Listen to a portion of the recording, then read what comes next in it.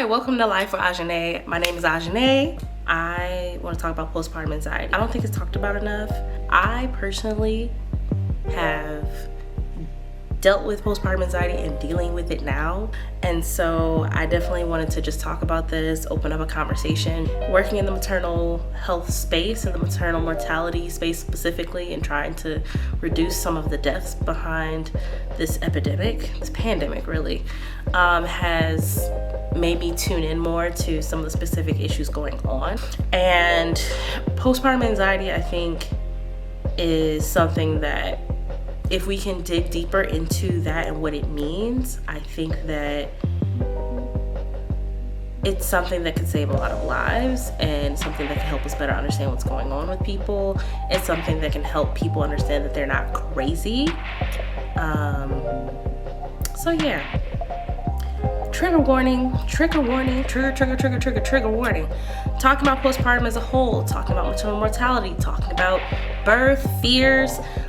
There could be talk about a lot of different things in this video. So if any of this is hot topic, troublesome area for you, just know that that's likely going to be some of the stuff that comes up, and do whatever you need to do to take care of yourself as you listen to this video.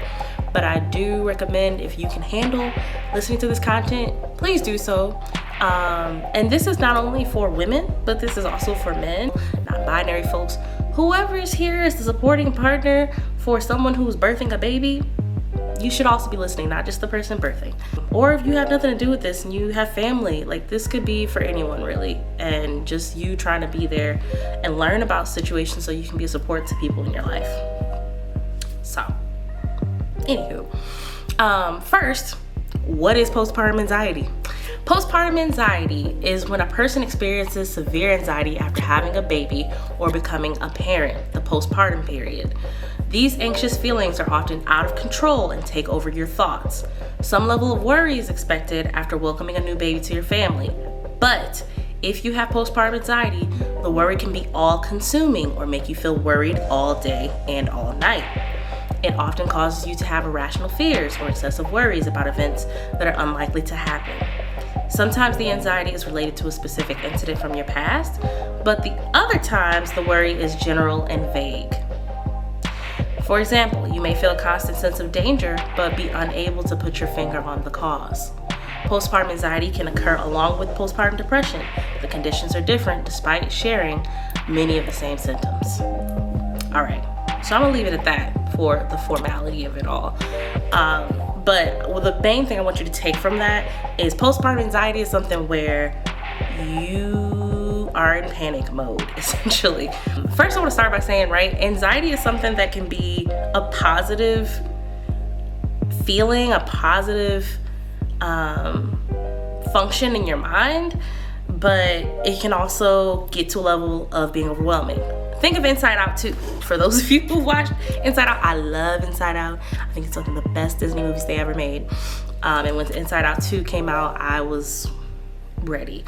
But I love that they talked about anxiety this time, and I think that they gave a really good representation, actually, of how that works, right? So, beginning of the film, anxiety is actually rocking out, and it's like a sense of worry, but the worry is functioning to help our main character be functional, right? It's anxiety is something like, oh, okay, so if I want to make these goals happen, I have to like do all this. I have to plan, and I have to make these certain moves with these certain people, and I have to go here, do that, do there, do this, and I have to make sure that it's right so that I can actually reach my goal, right? So anxiety can function to help get you off your butt a little bit, and to motivate you, and to plan, and to figure out how to get what you want, and to make your life better. But as we see as the film progresses, what happens? Anxiety can get really out of control very fast, and it can get overwhelming. You can start panicking. You can start worrying to the extent that you can no longer really function.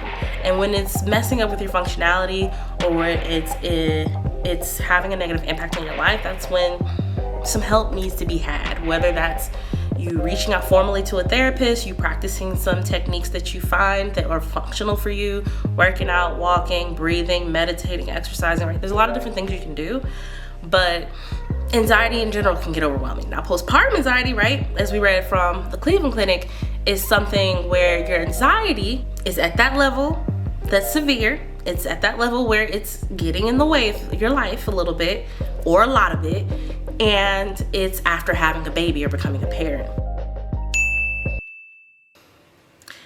I'm gonna read this poem. This poem I'm gonna read to you is representative of an anxious day that I had. I was really exhausted at the end of this day, and it came to me to just write out my feelings in a poem. That's another way to cope. So I wrote this on December 12th, 2024 at 10:28 p.m. after I took my daughter to the doctor in a frantic hurry because I thought she scratched her cornea and she was fine. Anxiety today. Today my girl scratched her eye, and I wanted to cry. She was screaming and hollering, squirming and worming. I just couldn't take it. How did I let her scratch her eye? Will I let her die? When I drove today, the intrusive thoughts wouldn't go away. The storm didn't help. My car slipped and my soul let out a yelp.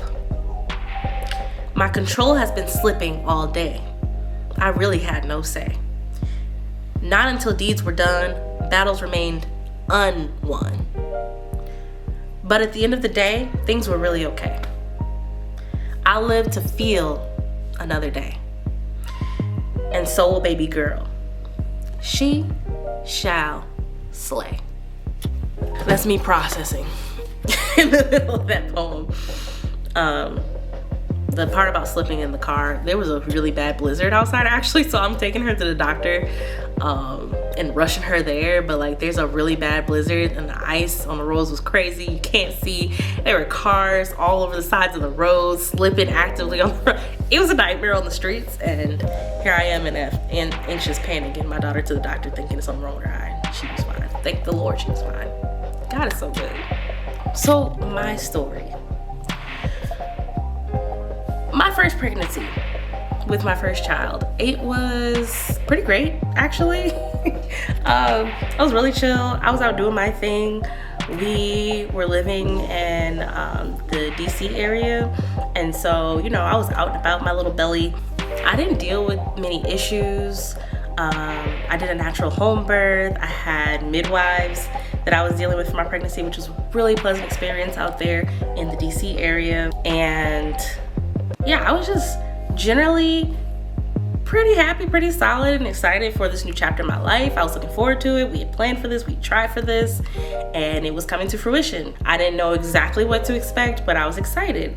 We got pregnant into 2020, and when 2021 comes around, getting closer to the baby being born, I had a little bit of worry about, how it's gonna work with Corona still being a thing, but things were generally more stable in the world. We had vaccines, but because I knew the vaccine was available, I felt okay in general about, we should be decent and the baby can get the vaccine through breast milk, or at least some of the antibodies and stuff. So, I wasn't too bad. After the baby was born, looking back now, from where I am now and how I feel now, and looking back, I realized I did have a little bit of postpartum anxiety. It wasn't terrible though. Like, I generally felt really happy after my baby was born. I was happy through the pregnancy. I was happy when the baby was born. I had a little bit of times where I was like exhausted because physical touch for me is tough sometimes. I have a history of sexual trauma. So yeah, the touching and the breastfeeding and the bodies and the contact, it could get overwhelming sometimes. So that was something that was tough for me. But after a few months, the baby gets more mobile and independent. And so that lessened up over time. And that was pretty much most of my struggle. Where I'm saying I look back now and I'm seeing I had some postpartum anxiety was in the case of worrying about, is my baby gonna get sick? Can we take my baby around people? Where do I go? How do I go out? But the good thing is the world has changed, right? There's a lot more opportunities to do things that didn't necessarily have a bunch of people all in one space, all over the place. I did not socialize as much with friends. I had friends in areas and I would see them sparingly, but not as much as I thought that I would. that was a struggle. That was a struggle, not being able to connect with people physically and meeting as much as I thought. But, you know, part of that was just exhaustion from the situation, having a new member of our family. The other part of that was also partially anxiety. Like, I did not necessarily want to have my kid around. I didn't want to expose my baby to things and sickness. And so there's a little bit of that working in there, but most of it was just exhaustion. I'm gonna be straight. Another thing that I dealt with my first pregnancy in terms of anxiety, before I had the baby, I had anxiety about miscarriage. I had never personally had a miscarriage before, but I have known a significant number of women in my life around me who have had them. And so it was something that was just very concerning for me of, okay, I need to make sure that I do everything right so that I don't put this baby's life at risk. I don't want my body to reject what's going on. I just want to keep this. I don't want to deal with that trauma. I deal with a lot of trauma in my life already. Can we just not do that one? So that was actually something while I was in the perinatal stage. That's when the baby's in the body, right? Postpartum, not only was I worried a little bit about illness and exposure, but I actually was worried about like my baby's head shape. Is my baby's head gonna be okay? Like, when the baby comes out, like the baby's head can be all kinds of weird shapes from just coming out of your body. I did a natural home birth. I did a water birth, but his head came out like beautiful, to me at least. It was pretty like normal, like it wasn't cone shaped or anything. And so it was weird, like watching over time, like the baby sleeping, and you're supposed to have them on their back when they're sleeping. Back is best to avoid suffocation or SIDS, which is sudden infant death syndrome. So back is best for that, but you have to be careful how much back time you give them, because then if you have them on their back too much, their head can get flat in the back. And so I didn't want my baby's beautiful round head to like get flat in the back. And if you lean them on one side too much versus the other, then one side will start flattening out too. And it can be like in the face and the head, like it just, the bones are mushy. I was really worried about, like, is my baby's head gonna be okay? And like, as he was growing, I noticed like, oh shoot, like the head shape starting to change. At one point I saw like the back was looking a little flat, and I was like, oh, okay. So I'm like, I'm gonna massage his head, make sure it's good, give him more tummy time. And then he was laying on this side of his head, and then I was like, oh, is this side more flat than the other side? And so I was like, really, I need to make sure his head is okay so he doesn't get problems later and he doesn't have to wear the helmet. Like, I was freaking out about that. We ended up being fine. Cradle cap. They say cradle cap's avoidable. It was not for me. We had cradle cap, and I felt like such a terrible mother because my baby had cradle cap, and I also at the same time knew, you're tripping. This is normal. People go through this all the time. You look it up online. They say it's totally normal. Happens to a lot of people. Happens to a significant number of babies. And yet I'm seeing that on my baby's head, and I was just like, wow.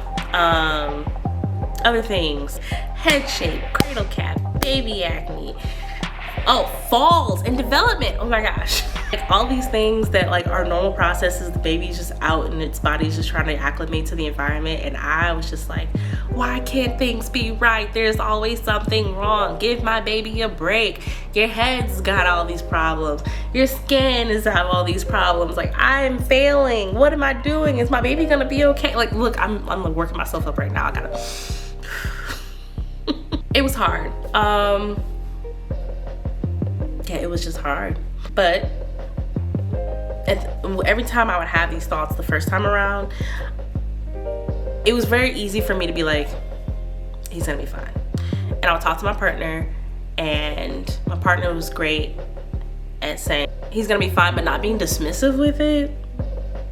'Cause you know, some people can be like, you're tripping, it's fine. Like, stop, why are you freaking out? Like, no, it wasn't that tone. And I really appreciated the fact that my husband was just like really solid support and gave me plenty of massages, and as much time as I needed to talk and vent would like allow me that space. So that was really helpful. So another thing I was worried about was just like falls. So it's inevitable. If you have a baby, they're gonna fall. But like I would feel so terrible and I would freak out. Then I would start freaking out about like any other time like he could fall and just be like, he can't fall, you're gonna mess up his brain.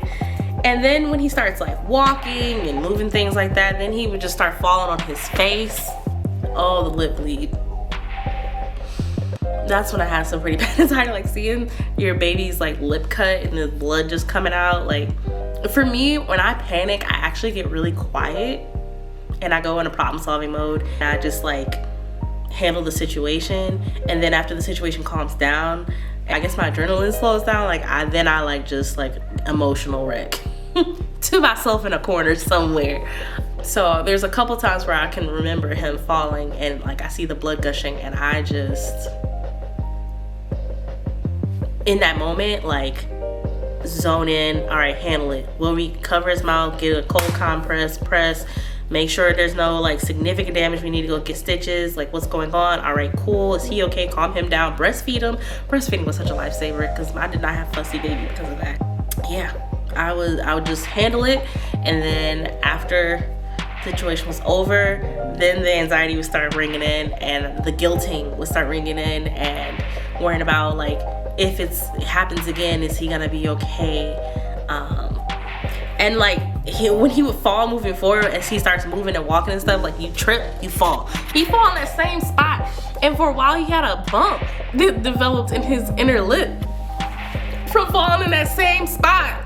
Like I was like, if you fall, can you like bust up an elbow or something instead of just falling on your face and busting the same spot? And it would sometimes it would bust open again and bleed again. And it just this bump on his inner lip. I actually haven't checked it in a while. I need to see if that bump is still there. But I stopped doing that to myself because I was like, it would make my anxiety worse. So I let it go. He was fine, and that's normal. My second pregnancy, from the womb out, just took it up 10 notches. I had a lot going on, and I had to get help.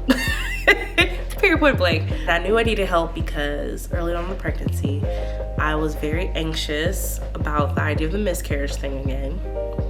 I should have spoken a lot more about this in the moment, but I like to be strong and say I got this. I had some spotting early on in my pregnancy, and I freaked out. Okay, this is not supposed to happen. I had the spotting, I saw it, and I was bawling in my bathroom, freaking out, like, oh no, like this is my biggest fear, it's happening, I can't do anything about it, I'm freaking out. Thankfully, my mom came and watched our son, and my husband and I went to the hospital, went to the emergency room, got everything checked out, everything ended up being fine. I had a subchorionic bleed. I'm gonna look that back up. But basically, the bleed was a normal bleed that actually happens to a lot of different women without it being an issue. They just kept an eye on it. The baby was fine, and heartbeat was already doing its thing. It was great. After going through that, I was just super anxious. It was starting to wind me up. And I also had to take the LSAT. And, you know, I had already taken the LSAT before, but I was like getting back into studying, and like I was like so caught up in my mind that I like could not even focus enough to like sit and work on that test and studying for it properly. So I went and found me a therapist and started getting in sessions. Okay, PTSD is something I had been formerly dealing with before.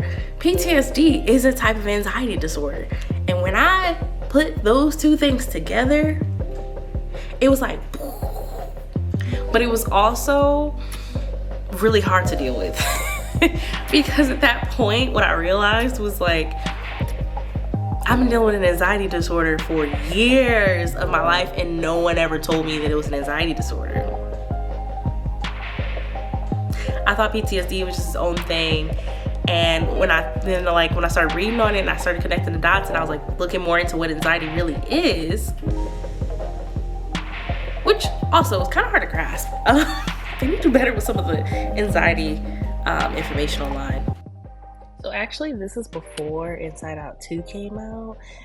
It came out a few months after I started dealing with the situation, actually. So if you struggle with that, I actually recommend going and watching Inside Out 2 and then going online and look up further information. Much more accessible that way. But when I started piecing that together, then I was like, oh, yeah, I've been doing this for years and I have some coping strategies, which is great, but like it feels so different right now in my body that I need some help. So I found a therapist, got to a therapist. A therapist was amazing. She educated me on more of what anxiety was, how to deal with it, talking through distorted thinking patterns and how to work on those things. And so I got a lot of tools to help me through my pregnancy up to the point which I had the baby. And it was funny because I actually had a therapy appointment scheduled for the day that I gave birth, and I forgot about that appointment, obviously, because I gave birth. And she called me and I was like, yeah, I had the baby. So I just need a minute. And we met a few weeks after that. But yeah, I only managed to get through my pregnancy as effectively as I did because I was in therapy. And I was in a productive space to be able to talk about what I was going through and to challenge myself in my thinking and to practice that with a professional. And then after I had the baby, that anxiety did not go away. It shifted in how it felt in my body, but it's still on 10. Like I'm dealing currently in this state. I am anxious. I'm currently right now in this moment dealing with postpartum anxiety, and it feels different in my body. I feel more confident in managing it because I practiced all those months beforehand, but like I think it's more intense actually.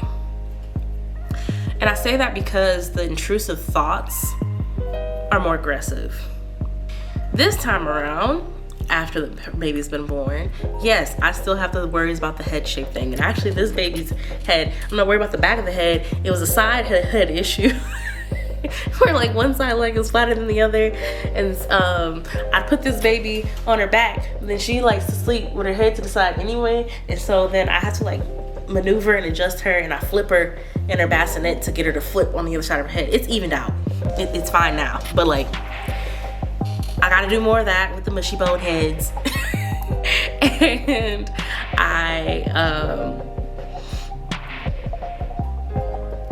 And I'm just still dealing with a lot of things currently. I have a list of my fears. I have fears about stairs. Like, we live in a place now that has stairs. You know, some people's houses or homes, they have like stairs and it's like walled in. These are not walled in stairs. This is a very open area. And so like the staircase connects to like a downstairs area. It's open. One wrong move and you could fall over. It would take a lot to actually fall over, but like anytime someone's standing in the area that's like open in our home next to that staircase, I freak out. I freak out. Inside, I'm screaming. I am screaming inside, okay? But what I do is I take a breath. I realize I'm in the moment and where I am presently, and that like even if someone is standing there, that doesn't mean that they're gonna fall. It's not even just like when someone's holding the baby. If my husband's holding our toddler, or if my toddler's like moving too fast in that area, because now, you know, my toddler likes to hang his feet. There's a space where he can stick his feet in. Now he can't physically fit under there. I know that, but like him doing stuff like that freaks me out. I've trained him to not do that anymore, and he doesn't mostly, so that's great. But yeah, anytime somebody in this little corner, I freak out. What I do though is I take a breath and I just say, hey, can we move away from this area? If my husband's standing there with one of the kids, I'm like, hey babe, can you just move away from the stairs, please? And thank God, with no complaints, he just moves. Yeah, anytime I get nervous about the stairs, I just verbalize, hey, can you move away from the stairs? Whoever it is that's giving me anxiety about falling over, losing life at that point, and they just move. It's not a big deal.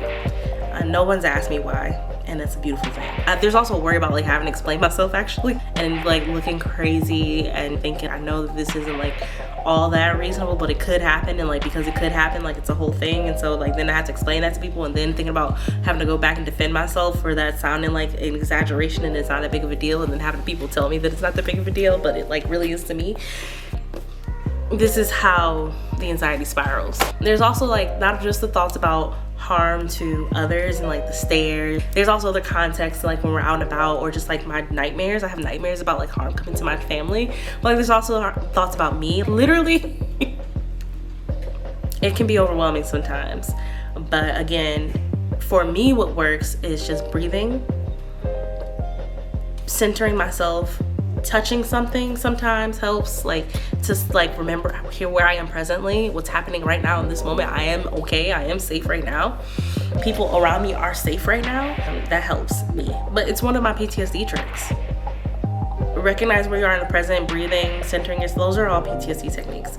The things I mainly learned that are new techniques are the distorted thinking and like that paranoia I just touched on about arguments and what they could turn into, and having to defend myself and people trying to undermine like how I'm feeling and like gaslighting me and things like that, diminishing how I'm feeling about something. Like that whole thing, that's part of those distorted thinking patterns. And I'm not giving people actually a chance, and I'm just keeping everything inside and I'm dealing with it on my own instead of like allowing people an opportunity to actually show me how they react and to just deal with that as it comes, which I actually know how to deal with, but I'm worried about having to deal with it. But you know, that's also partially coming from the fact that I'm tired. Like I'm tired. The fear of an argument or the fear of having to like explain myself is partially coming from like the anxiety itself, but also it's fueled even further by the fact that I'm exhausted. And so that feels like an exhausting thing to deal with, is having to explain myself. You can understand why this is exhausting, why this is tiring, why people say they're tired after having a baby. Like it's not just because, oh, you're not sleeping. Actually, I sleep pretty well. My baby sleeps good at night. When I don't sleep well, it's usually not even because of the baby. It's because I'm having nightmares. I'm having nightmares. Like I've been jolted to sleep a few times recently. Like literally just be sitting there and I wake up, and it's because I'm having a nightmare about something happening to me or my family. It's just a part of my life right now. My brain just has to do what it needs to do until it gets where it needs to be. Something about this is that, you know, the gray matter in your brain changes when you have a baby. Your brain changes in a way in which you can tune in more to what's going on with your environment, your baby and its needs. And, you know, your brain doesn't go back to a state of normal for at least 2 years, 2 to 3 years. So all I can say is because it's just what you sign up for, and I'm already here. And like I said though, I'm fine. It's not that bad. It's just that, you know, it's important to talk about and make the connections. And as I talk about it out loud, I'm like, whew, this sounds like a lot. And I hope this doesn't scare anybody away from like having children, but it does. It's important to prepare for this and understand like why people say it's hard, why people complain, why like this puts pressure on relationships. There's more anxieties and stuff that I could talk about. If anybody wants me to talk about that, leave a comment in the comments below. I can just do a video on like more of those anxieties specifically, but I'm just not gonna do that. Like I could literally just go on and on and on and on and on. But like to give you a short list of what I wrote down: fears about stairs, nightmares about harm to children and family members, and the harm that they could be putting on my children, whether that's putting them in dangerous situations or that's where they're actively harming them. When we go to parties, somebody disappears with my child, I'm like, where's my child? I want to have eyes on both children at all times at the party. If I can't do it myself, then my husband needs to have active eyes on that child. Intrusive thoughts about harm coming to self or children, I touched on that. Worries about family disappearing with children, talked about that. Worries about messaging from family to children, so like different messages that people can communicate verbally, and guilt, shame, and those kind of messages. I'm like, my ears are always open to how people are talking to my children and around them and the messaging they're giving, and a lot of times it's not their fault. A lot of times it is their fault, but sometimes it's not their fault. They're not even conscious of like what that means or don't see the harm, but I'm like very conscious about that because I've been intentional about that kind of work. I can talk about that more later. If you want, leave a comment below. Yeah, that's my list.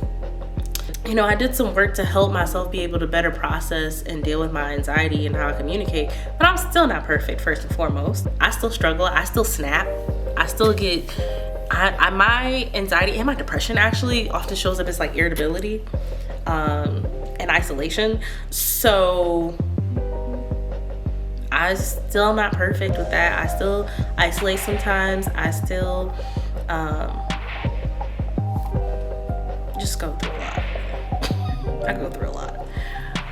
But I know how to take care of myself in the meantime. I know how to get help when I need it. My therapist is still available and accessible to me when I need her. I still have other tools of how to like get out of a bad situation when it's bad. My partner, my husband, is actually really great being supportive and knowing when I'm going through some stuff too. Generally, he's tired too. So, you know, we're managing. But I think, again, it's important to talk about this because this is not something I'm just dealing with. This is something a lot of women are dealing with. A lot of birthing people are dealing with every day. To me, it's no surprise how anxiety is married to depression. Particularly postpartum anxiety is married to depression, because the amount of times that I'm having like these thoughts, it's exhausting, and then having to do the work to combat those thoughts. Those thoughts are heavy in general. It's an exhausting process, and it's just like, I'm tired. I don't feel like fighting anymore. I don't feel like fighting anymore. Fighting with myself. My body in some ways feels like it's betraying me. And it's a really exhausting situation where it's just like, I don't have fight. And, you know, to protect myself, what I've done with that is, you know, there's other things in my life where I'm like, that doesn't really matter that much. I'm not gonna engage in this. I've separated myself from other things that aren't serving me right now. I have a lot less patience for things outside of this home, because I need to show up as the best form of myself for myself and for my family right now. And I have a luxury to be able to do that and to control things in that way. And a lot of us have a lot more control than we think. So, you know, if there's anything in your life, you're dealing with this kind of stuff and you're like, I don't actually have to do this, do that for yourself. You can get into that stuff later when you're in a better mental space. But if you're actually just exhausted from what's going on in your own body, like why add more to your plate? Why deal with other people's drama? I know like family can be struggling around you sometimes and they're scraping by, and maybe people usually come to you as the source of help, but you can't help people if you're not helping yourself.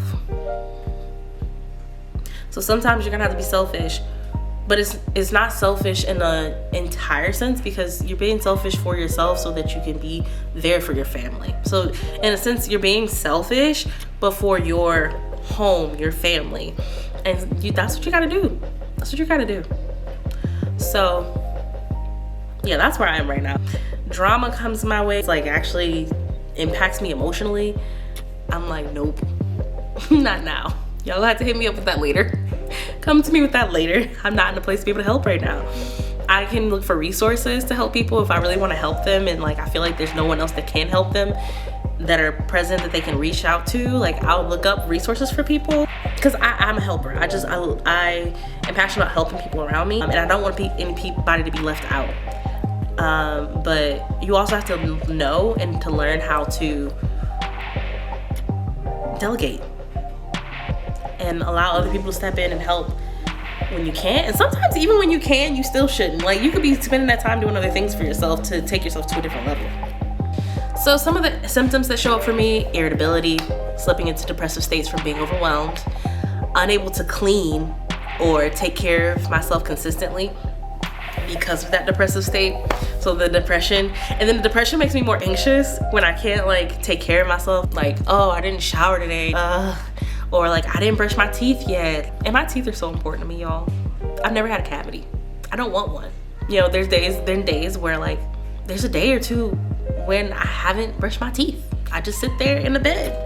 Our family got sick not too long ago. We were all sick. And when I sit there, I'm like, oh, I didn't brush my teeth. I'm gonna lose my teeth. You know, having babies actually has people lose their teeth a lot because of the vitamin deficiencies. Just keep taking your prenatals. If you're breastfeeding, please keep taking them. But yeah, there's a lot. Long story short, not being able to take care of myself or my home as well as I would ordinarily do because I'm in a depressive state or I'm just exhausted, maybe not even into the state of depression, but just tired, feeds further into my anxiety about me failing in my life. Mild panic attacks, I've had a few of those. And I mean mild because I know what it means to have a significant panic attack. I've had those before. Mild panic attacks, what that looks like for me is like heart palpitations, racing breathing, and I literally have to like get to a corner, like touch the earth to get myself together. Lack of sleeping, jolting self away from nightmares, touched on that a little bit earlier. Elevated worry about everything in life. Like everything, anything, if it has a worry attached to it, it's like escalated and it's not my normal level of worry. So those are the symptoms I've been dealing with. But again, I have been managing this well by tuning in with my body, understanding how I feel emotionally, calling out my anxiety by name. This is anxiety. This is anxiety. This is postpartum anxiety. I'm gonna be okay. This will be over one day. And if it never changes and I'm just like this for the rest of my life, I know how to deal with it in that moment. Let's breathe. Let's meditate. Hey, can you hold this baby for a minute? Hold on. I need some space where no one's touching me or making noise around me for a minute. I'm overstimulated. Like, being able to call those things out for what they are helps a lot. Like, starting with just calling things out. Because first of all, that helps you to be able to communicate with others. Second of all, you're communicating to yourself. And by communicating to yourself, third, what you're doing is you're letting yourself know that this is manageable and you're not crazy. There's a term for this. This has been studied. There's coping mechanisms available online and in daily life about this because this is normal. And actually that word crazy, that's a whole nother video of the history of that. But it's weaponized a lot. I'll leave it at that. And naming it, realize where I'm in the now, checking for reality, breathing exercises, recognizing my distorted thinking patterns, calling them out, giving people a chance to show me better.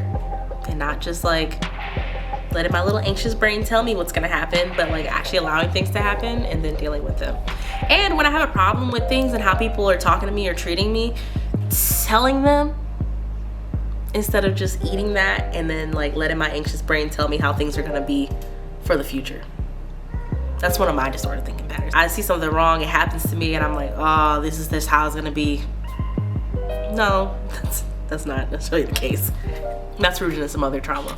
Exercise, structured activities where I have control over my space and environment. A lot of my anxiety can be fueled sometimes from me not having control or feeling like I can't have control. So finding situations where I can have control, a structured space where I have control, like maybe there's a game that I like to do where I'm controlling things, we're working on a puzzle, cleaning, doing my hair, washing my face, taking care of my body, like the things that you can have control over.